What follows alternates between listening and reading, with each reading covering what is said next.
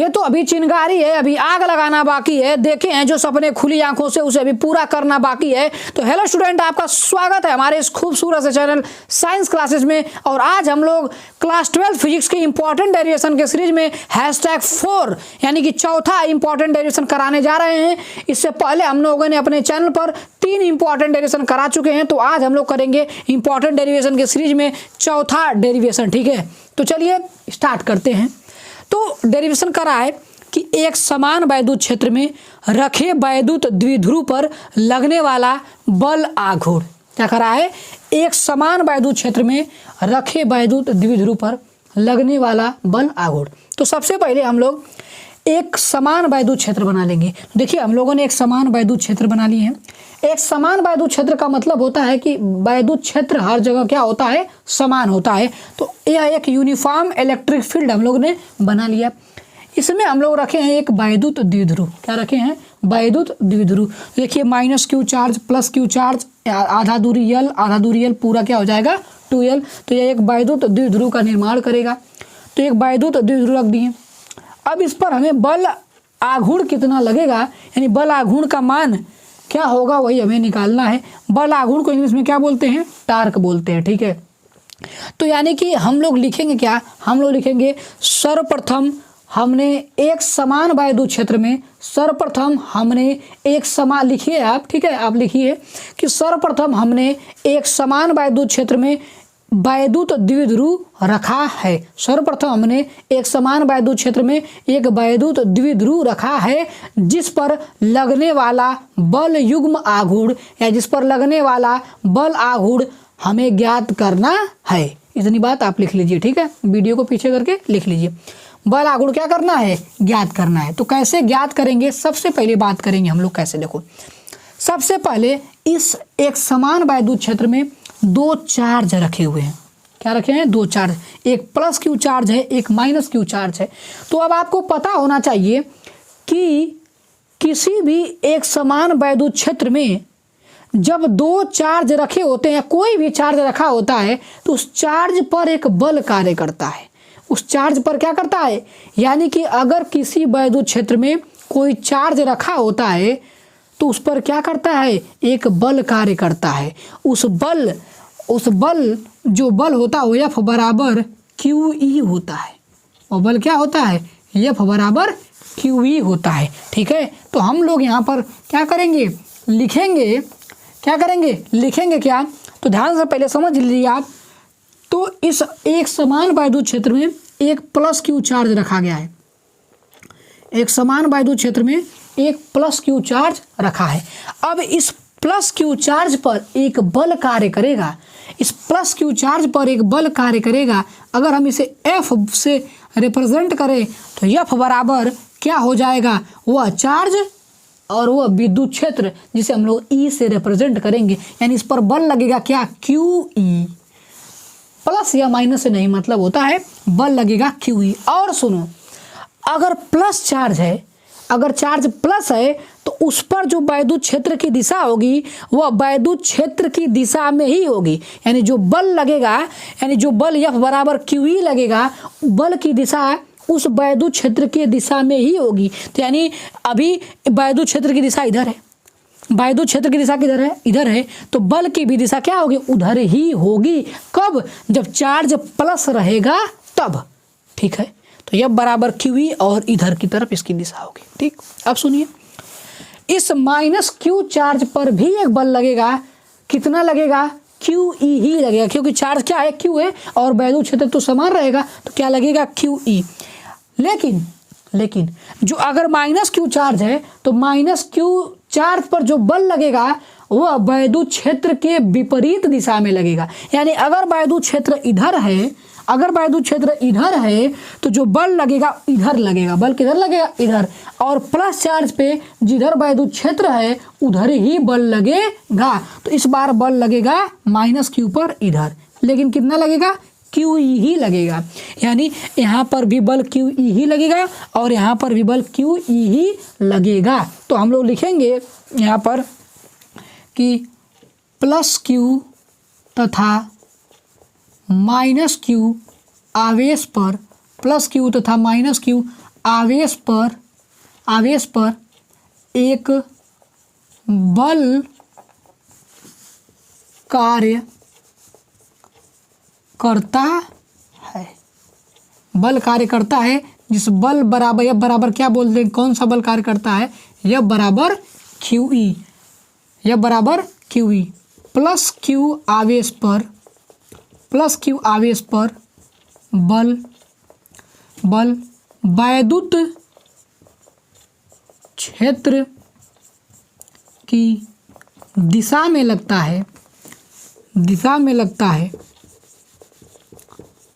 है लिखना है सब। जबकि माइनस Q आवेश पर बल वैद्युत क्षेत्र के विपरीत दिशा में लगता है। ठीक है, इतनी बातें आप नोट करेंगे। बल बराबर लगेगा लेकिन प्लस Q पर वैद्युत क्षेत्र की दिशा में और माइनस Q पर उसके विपरीत दिशा में। आप सुनिए, बात सुनिए, देखिए यह QE इस चार्ज पर भी लग रहा है और इस चार्ज पर भी QE लग रहा है। मतलब अगर इस पर 10 न्यूटन लगेगा तो इस पर भी 10 न्यूटन ही लगेगा। ठीक है, तो इसका क्या मतलब हुआ? इसका मतलब यह हुआ कि ध्यान से देखना आप, यह है आपका डाइपोल वैद्युत द्विध्रुव, इधर की तरफ लग रहा है QE और इधर की तरफ लग रहा है QE। इसका मतलब इधर 10 न्यूटन लग रहा है तो इधर भी 10 न्यूटन लग रहा है। इसका मतलब कि बल तो बराबर है, दिशा में विपरीत है और दिशा में विपरीत है। तो क्या आप यह कह सकते हैं अगर इधर 10 लगा इधर 10 लगा तो दोनों कैंसिल हो जाएंगे?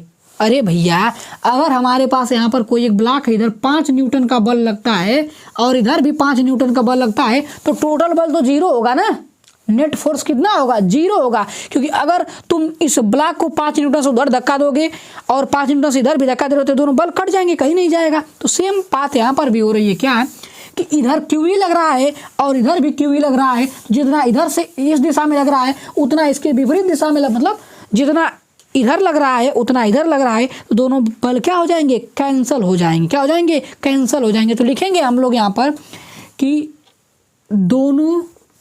दोनों आराम से दोनों आवेशों पर लगने वाला बल परिणाम में बराबर है, परंतु दिशा विपरीत है। परंतु दिशा क्या है? विपरीत है। परंतु दिशा क्या है? विपरीत है। अतः परिणामी बल शून्य होगा। अतः परिणामी बल क्या होगा? शून्य होगा। Very very important. यानी हम लोग यहाँ पर बोल सकते हैं F net equal to 0। Yes or no? बोलिए, F नेट क्या हो जाएगा? 0।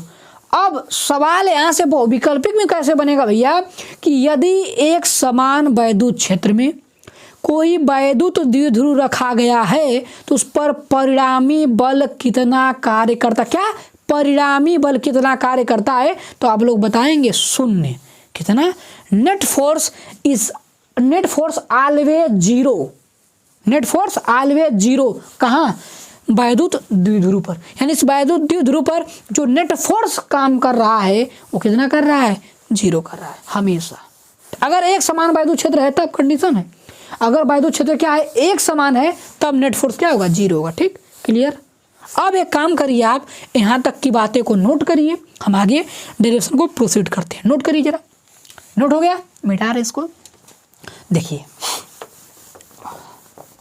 नेट फोर्स क्या हो गया? 0 हो गया। यानी इस पर नेट फोर्स 0 हो गया। अब देखिए अब क्या होगा? देखिए, लेकिन यहाँ पर एक दिक्कत है। नेट फोर्स तो 0 है, नेट फोर्स 0 है।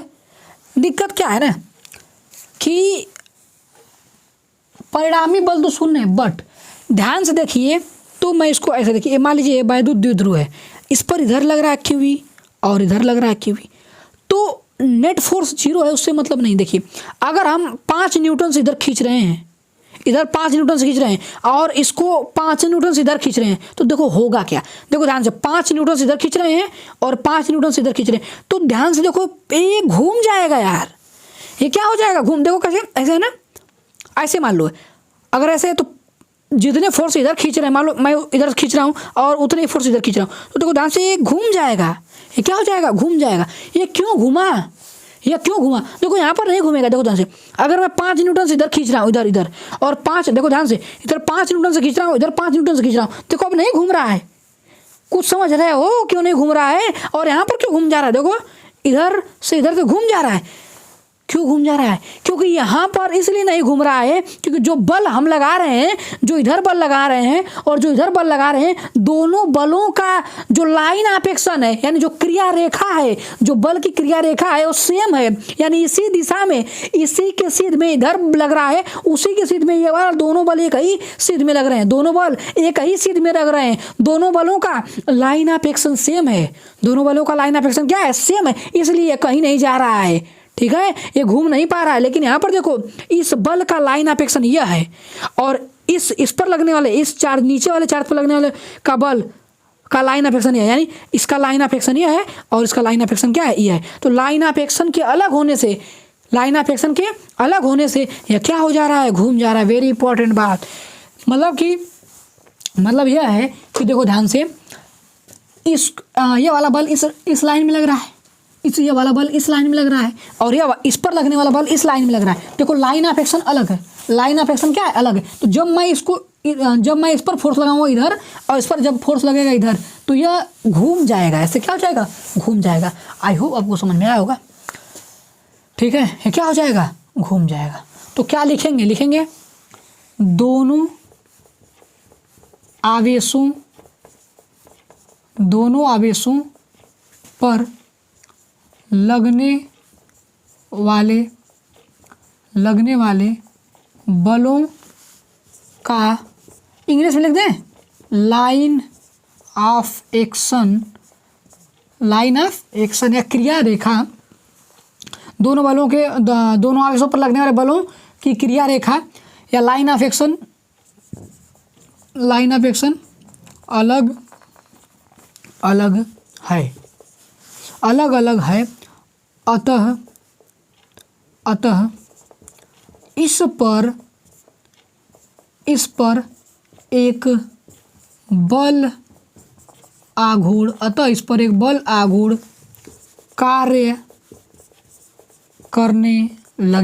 इस पर एक बल आघूर्ण कार्य करने लगेगा, जिससे वैद्युत द्विध्रुव घूमने लगेगा। जिससे वैद्युत द्विध्रुव क्या होने लगेगा, घूमने लगेगा। समझ में आ गया ना। देखो सुनो, एक अच्छा 11 में पढ़ाया गया है कि अगर कोई चीज़ जब घूमने लगती है ना, कोई चीज़ घूमती है तो उस पर एक बल लाता है, टार्क। देखो वही तो कैलकुलेट करना है, बल आघूर्ण ही तो निकालना है हमें, बल आघूर्ण ही तो निकालना है। तो देखो बल आघूर्ण आ गया।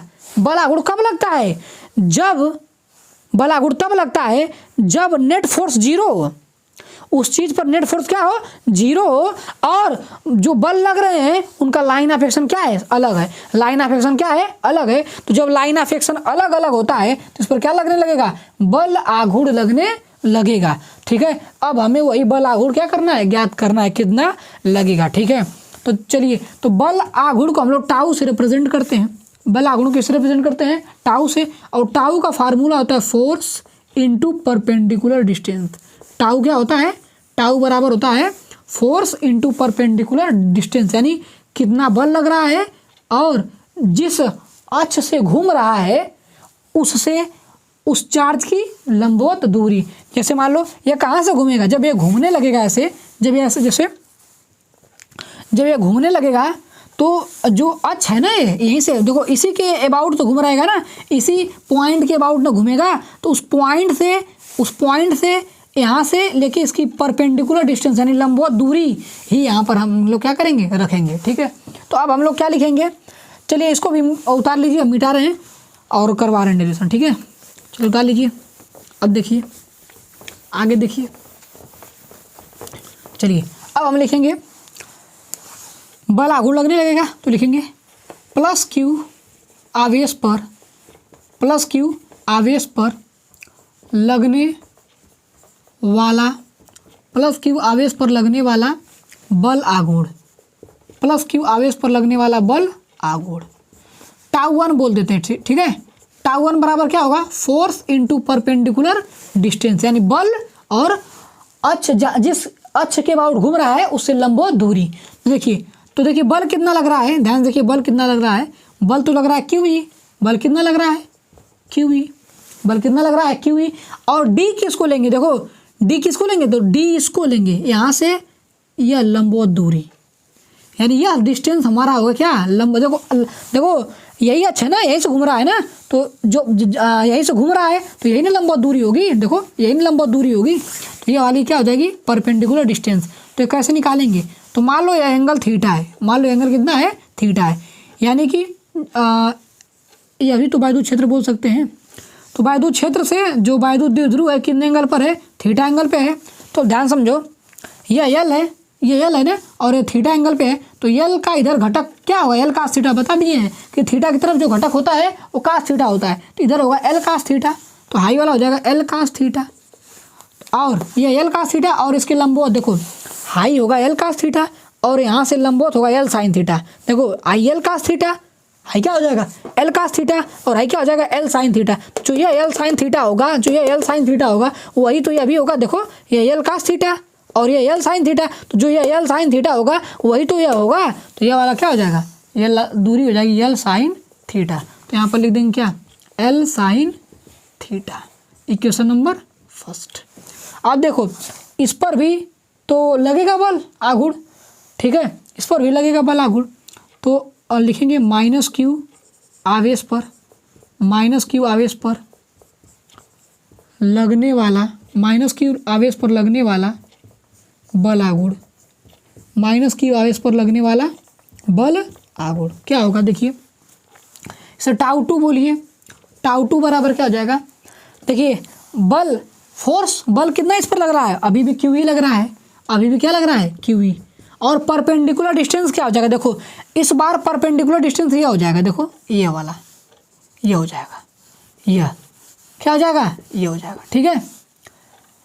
तो ध्यान समझो अगर यह एल साइन थीटा है ना, तो ये भी एल साइन थीटा ही होगा, क्योंकि बीच से ही तो काटते हैं, जितना यह होगा उतना यह भी होगा, ठीक है। तो अगर यह एल साइन थीटा है तो ये भी क्या हो जाएगा, एल साइन थीटा ही होगा, तो ये भी कितना हो जाएगा, L sine theta. High force high distance, Q E high distance, L sine theta, इसे बोल देंगे क्वेश्चन नंबर 2। अब सुनिए, देखिए अब जो बल आघूर्ण टाउ है वो एक सदिश राशि है, क्या है, सदिश राशि है। तो अब इस पर टोटल बल कितना लगेगा, टोटल बल आघूर्ण कितना लगेगा वो कैसे ज्ञात करेंगे, तो लिखेंगे कि परिणामी बल आघूर्ण, परिणामी बल आघूर्ण कितना होगा उसके बारे में बात करेंगे। तो ध्यान समझो, जब प्लस क्यू पर जो बल आघूर्ण टाउ 1 लगेगा उसकी दिशा किधर होगी, तो ध्यान से देखो यही ना है, यही है ना द्विध्रुव। अब इस पर जो बल आघूर्ण लग रहा है इधर लग रहा है ना, देखो इधर घूम रहा है ना, तो बल आघूर्ण किधर लग रहा है, इधर, यानी इसको जो घुमाने का काम हो रहा है उसकी दिशा किधर है, इधर है, ठीक है। और जो यह घूम रहा है इस पर देखो, इस पर बल आघूर्ण कैसे लग रहा है, ऐसे लग रहा है, यानी इधर की तरफ, यानी ऐसे लग रहा है, समझ रहे हो कि नहीं, यानी या इधर घूम रहा है तो बल आघूर्ण इधर लग रहा है, या इधर घूम रहा है तो बल आघूर्ण इधर लग रहा है। अब मुझे एक बात बताओ, क्या दोनों की दिशा सेम है कि अलग अलग है, सेम है कि अलग अलग, तो सेम है। देखो यह क्लॉकवाइज है ना, क्लॉकवाइज है ना, तो ये भी तो क्लॉक ही वाइज है, यानी जिधर यह घूम रहा है उधर ही तो ये घूम रहा है, तो दोनों की दिशा क्या है, सेम है। जब दोनों की दिशा सेम होगी तो जो टाउ नेट होगा, जो परिणामी होगा, दोनों को जोड़ने से आएगा, दोनों क्या करने से आएगा, जोड़ने से। तो जोड़ेंगे तो टाउ नेट बराबर होगा क्या, टाउ नेट बराबर क्या होगा, टाउ 1 प्लस टाउ 2, टाउ 1 क्या है Q E L sine theta, plus tau 2 क्या है, टाउ 2 भी वही है Q E L sine theta, ठीक है। अब टोटल क्या हो जाएगा, टाउ नेट बराबर दोनों को जोड़ देंगे तो क्या हो जाएगा, देखो ये भी Q E L sine theta, ये भी Q E L sine theta, तो क्या हो जाएगा 2QEL साइन थीटा, है कि नहीं। अरे ए भी QEL साइन थीटा, ए भी QEL साइन थीटा, तो दोनों को जोड़ देंगे तो क्या हो जाएगा 2QEL साइन थीटा। ठीक है, अब थोड़ा सा इसको मैं यहाँ पर कर देता हूँ, देखो ध्यान से। तो टाउ नेट बराबर थोड़ा सा मैं इसको मतलब चेंज करके लिखता हूँ, 2Q और L को एक साथ लिखूंगा, तो 2QL, उसके बाद मैं लिखूंगा E, फिर लिखूंगा साइन थीटा। हाई अब तो याद हो गया होगा किसका मान है, यह P का मान है। P क्या होता है, P होता है वैद्युत द्विध्रुव आघूर्ण, तो यह हो गया PE साइन थीटा, क्या हो जाएगा PE साइन थीटा। और इसको हम ऐसे भी लिख सकते हैं क्या, टाउ नेट बराबर P क्रॉस E। ठीक है, वेक्टर फॉर्म में ऐसे भी लिख सकते हैं। तो डेरिवेशन हो गया कंप्लीट। ठीक है, तो यह रहा हैशटैग चौथा इंपॉर्टेंट डेरिवेशन। ठीक है, आई होप आपको समझ में आया होगा। तो ऐसे ही हमारे चैनल से बने रहिए। ठीक है, आपको इम्पॉर्टेंट डेरिवेशन पूरा कराया जाएगा, पहले चैप्टर से लेके आखिरी चैप्टर तक एक भी डेरिवेशन नहीं छोड़ा जाएगा। ठीक है, तो जिससे कि आप कोई भी बोर्ड में डेरिवेशन आए आप अच्छे से कर सको। Thank you very much.